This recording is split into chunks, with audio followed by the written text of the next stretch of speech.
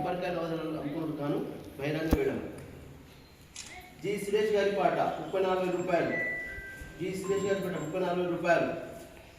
అదే మీరే ఆగిపోయింది.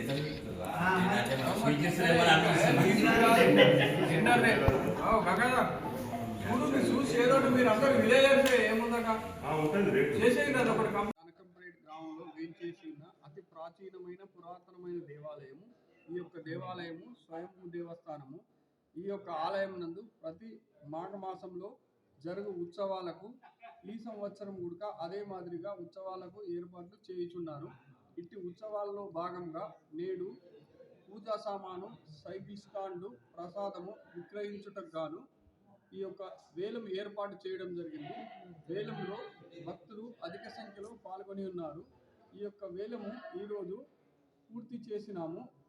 వేలం వివరములు 43 పూజా సామాగ్రి, సైకిల్ పూజా సామాగ్రి, కొబ్బరికాయలు, పూజా సామాగ్రి అమ్ముకొనడానికి గాను 43,500 రూపాయలు మరియు ప్రసాదము విక్రయించుటకు గాను 40,000 రూపాయలకు ఈరోజు వేలంలో చేయడం జరిగినది. సైకిల్ స్టాండుకు 7,100 రూపాయలు వేలంలో నిర్ణయించడం జరిగినది.